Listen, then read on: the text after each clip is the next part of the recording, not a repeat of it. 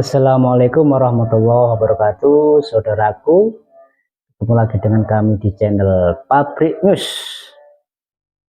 Kali ini kami akan menyampaikan berita viral yaitu terkait stasiun TV Trans 7 menayangkan berita tentang Pondok Pesantren Lirboyo mendapatkan tanggapan beragam dari masyarakat dan warganet. Berikut ini kita simak videonya. Teman-teman, saya nggak rela beneran, dengerin teman-teman ya. Kan ternyata yang ngesot itulah yang kasih amplop. Netizen pun curiga nih bahwa bisa jadi inilah sebabnya sebagian kiai makin kaya raya. Mobil mewah hingga harga miliaran. Sarungnya aja pun merek termahal yang harganya berkisar antara 400 ribuan sampai 12 jutaan rupiah gitu deh. Saya nggak rela. Saya telat mendengar informasi ini. Saya nggak rela. Saya sebagai santri mendapatkan keberkahan dari kiai itu terasa sekarang. Ya, dulu saya ngecor, dulu saya membantu kiai, jarang tidur, bahkan saya tidur di luar demi menjaga kiai. Tapi sekarang marwah pesantren, marwah kiai kok injak-injak Trans 7. Siap-siap, kalau udah ada perintah kiai hancur kau Trans 7. Itu orang yang mengatakan santri budak kiai. Benar, kami memang budak kiai, tapi bukan saya yang mengatakan ini. Dulu, lebih daripada 1000 tahun yang lalu, dalam kitab Ta'limul Muta'alim, karya Syekh Az-Zarnuji, Imam Sayyidina Ali berkomentar. Dan ini rata-rata orang yang mengatakan budak kiai itu, dia pasti gak pernah nyantri. Ini saya bacakan ya, dengarkan baik-baik. Qala Ali yukarramallahu wajhahu. Wajah jadi maf'ul. Tahu maf'ul gak? Oh, yang gak pernah nyantri. Imam Sayyidina Ali mengatakan, Ana abdun, saya adalah budak.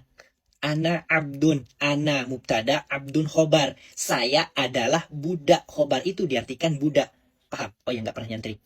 Bagi siapa? Man allamani harfan wahidan. Bagi orang yang telah mengajariku satu huruf saja dalam memahami ilmu agama ini. Insya'a ba'a. Terserah dia apakah dia mau menjualku. Wa insya'a a'taqo. Atau terserah dia mau memerdekakanku. Wa insya'a istaroko. Atau terserah dia mau menetapkanku sebagai budak. Kenapa Imam Sayyidina Ali mengatakan demikian? Karena ini bentuk takzim. Bentuk penghormatan kepada seorang kiai, kepada seorang guru yang telah menuntun kita mempelajari ilmu agama ini. Makanya lihat saja perbedaan antara takzimnya santri, ya sistem pendidikan pondok pesantren dengan sistem pendidikan yang lain. Bandingkan. Ketika bertemu dengan gurunya, bandingkan cara salamnya saja. Mohon maaf, mahasiswa dengan santri ketika salam, mahasiswa salam sama dosen, sedangkan santri salam dengan kiai, bandingkan. Terlihat jelas perbedaannya. Dan itu yang dikatakan video apalah itu istilahnya ya. Ya, jelas-jelas berbeda. Kenapa begitu? Karena ini bentuk takzim kepada ilmu, penghormatan kepada ilmu itu tersendiri. Kalian yang tidak nyantri, mana tahu konsepnya seperti ini, makanya nyantri. Dan sekarang yang sedang viral, mungkin saya terlambat, tapi setiap saya menonton potongan video itu, saya bukan santri Lirboyo, bukan. Tapi saya salah satu pecinta pondok pesantren Lirboyo. Saya pernah ke sana 2024. Saya menyaksikan sendiri dan merasakan sendiri atmosfer perputaran ilmu yang ada di Lirboyo. Ada santri kecil bawa tafsir Ibnu Katsir, bawa alpiyah kemana-mana, bawa kawakibud duriyah. Subhanallah. Dan ada mungkin masjid atau musolanya itu semuanya bahas kitab. Bahas kitab. Dan itu untuk kemaslahatan umat, kemaslahatan bangsa ini. Berkat siapa? Berkat kiai. Ya, coba tonton video Trans 7 yang sedang viral sekarang, boykot Trans 7, dan saya yang mengecam keras. Lah. Mungkin ini telat ya, enggak. Tapi kalau menghina santri, oke, nggak apa-apa. Tapi jangan pernah menghina kiai. Coba tonton video itu bagus-bagus. Narasi yang mana yang tidak akan menggiring opini masyarakat menjelekkan para kiai. Yang paling saya tidak setuju dengan narasi itu adalah ketika mengatakan netizen curiga. Mungkin gara-gara ini membuat para kiai semakin kaya raya. Tahu dari mana? Trans 7, ayolah. Kembalikan tayangan-tayangan si Bolang yang mengajarkan anak-anak pinggiran, yang memberikan inspirasi ilmu yang banyak. Laptop si Unyil yang memberikan kita tahu wawasan bagaimana kertas itu ada. Kemudian orang pinggiran, kembalikan tayangan itu. Saya yakin yang menonton orang pinggiran dulu akan meneteskan air mata, sadar bahwa banyak hal yang ia harus syukuri. Kemudian orang hutan tentang mamalia, dolphin, tentang hewan-hewan laut, kembalikan on the spot juga, kembalikan tayangan-tayangan yang spektakuler di zaman kecil kami. Lah kok tiba-tiba sekarang gak ada angin, gak ada hujan, tiba-tiba menyinggung Lirboyo. Lirboyo, dan yang disinggung itu adalah kiainya. Mau ngajak ribut. Ya, walaupun memang sudah sowan, sudah minta maaf, ya, dan memang harus minta maaf. Karena memang video itu kontroversi, tanyakan. Tanyakan ke setiap orang yang menonton itu. Apakah itu bukan pelecehan? Pelecehan banget. Dan saya geram sekali sama orang yang dubbing. Orang yang bersuara itu kan perempuan. Kok logatnya itu kayak benar-benar nggak suka sama pondok pesantren banget ya? Ini bukan apa-apa, tapi setiap orang yang menonton itu pasti akan terjerumus ke sana. Terjerumus untuk menimbulkan kebencian terhadap para kiai. Dan akan menggiring opini masyarakat tuh ternyata kehidupan pesantren itu segini. Nggak gitu. Nggak gitu. Nggak gitu Trans 7.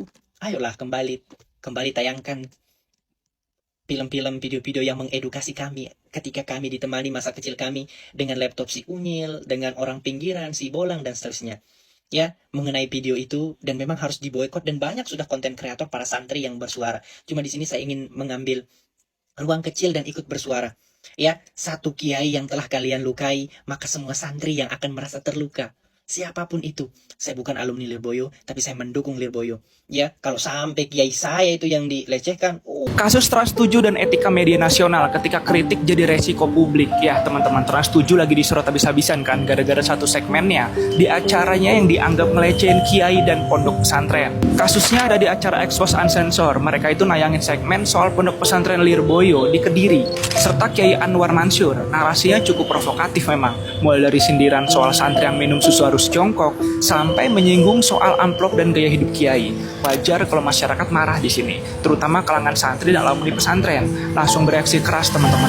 Tagar #boykot Trans 7. Ya, trending viral. Sampai DPR, desak KPI dan PBNU bahkan siap menempuh jalur hukum. Nah, satu hal yang jadi perdebatan itu ada juga pihak yang bilang, loh, tapi itu kan fakta di lapangan. Oke, teman-teman. Mungkin sebagian orang ngelihat ya itu sebagai kritik sosial. Tapi yang harus diingat satu hal loh. Ini bukan konten pribadi di YouTube. Ini stasiun televisi nasional. Media nasional itu punya standar yang beda. Mereka nggak cuma dituntut berani, tapi juga harus akurat, berimbang, dan peka terhadap konteks sosial. Karena kalau begitu tayangan kayak gini muncul tanpa riset yang kuat, masyarakat bisa salah paham sebenarnya. Yang akhirnya diserang bukan oknumnya, tapi seluruh pesantrennya.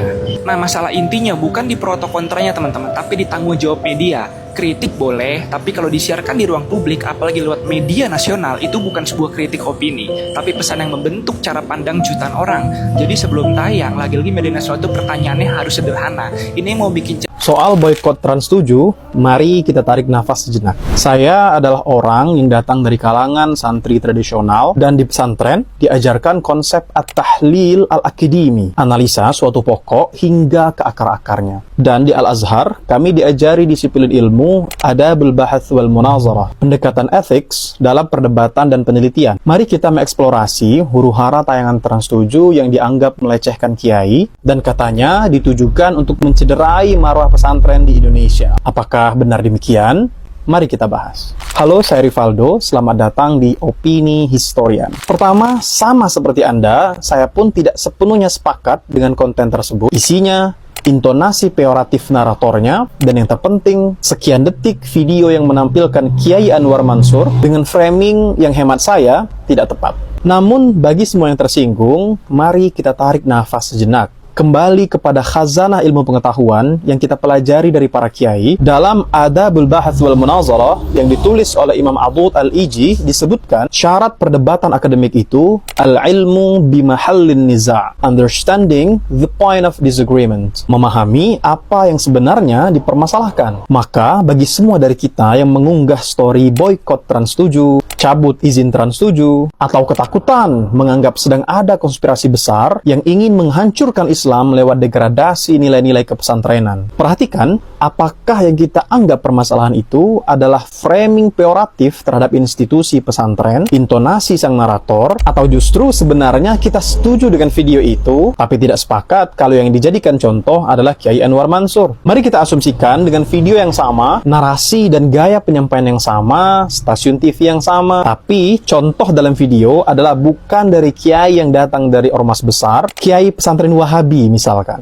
Apakah reaksi kita akan sama? Atau bahkan mendukung Trans 7 karena yang sedang disudutkan bukan kiai kulo, bukan kiai kita? Jawabannya ada di dinding hati kita masing-masing. Apakah sakit hati ini memang tidak sepakat dengan video itu? Atau jangan-jangan seperti kalimat, terserahlah mau buat video apa, asal jangan senggol kiaiku. Kiai yang selama ini kajian-kajiannya agak malas ku ikuti itu. Kalau benar demikian, maka dengan tidak kita sadari, kitalah orang yang paling melecehkan kiai dan pesantren. Karena kiai dan pesantrenlah yang bersusah payah mengejarkan kita untuk selalu bersikap al-insaf wa tarku ta'assub. Untuk pembahasan penyudutan lembaga pendidikan Islam dengan tuduhan feodalistik misalkan, merupakan barang baru atau sesuatu yang sudah ada sejak lama, bahkan sebelum pesantren-pesantren di Indonesia berdiri. Saya mengira mereka akan menggiring opini jika Trans 7 itu punya habaib. Tapi ternyata dari kasus Trans 7 yang menghina pesantren dan komentar dari akun Laskar Sabilillah ini dari Ormas PWI, mereka menyatakan bahwasanya PWI LS bersama Trans 7. Buat kalian yang melihat PT ini, skenario setelah habaib, lalu kiai, dan kemudian Islam. Dari awal saya sudah menduga bahwa target utama dalam skenario geger nasab ini bukanlah habaib, melainkan Islam. Sebagai pangkal kekuatan, habaib diobok-obok terlebih dahulu. Kemudian giliran kiai dan pesantren yang menjadi target berikutnya. Dan pada titik klimaksnya adalah dengan menekan tombol hancurkan Islam. Namun, di luar dugaan, rencana dan skenario awal meleset. Karena ternyata untuk menghancurkan habaib tidaklah mudah. Bahkan justru yang terjadi adalah sebaliknya. Maka opsi skenario ke-1 dan kedua dijalankan secara bersamaan. Ya, boykot Trans 7. Pesantren telah dihina di muka umum oleh salah satu TV swasta yang bernama Trans 7. Segala jenis penghinaan terhadap pesantren adalah hal yang harus dilawan.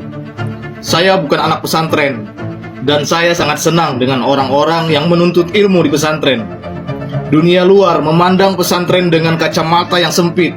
Mereka melihat kedisiplinan sebagai penindasan, penghormatan sebagai feodalisme, dan pengabdian sebagai perbudakan. Padahal bagi para santri, semua itu bukan bentuk tunduk tanpa makna, melainkan latihan jiwa untuk menata hati dan akhlak. Jika feodalisme mengkultuskan manusia, justru pesantren menentangnya. Kami tidak memuja kiai sebagai pengusaha, tapi menghormatinya sebagai perantara ilmu dan pembentuk karakter.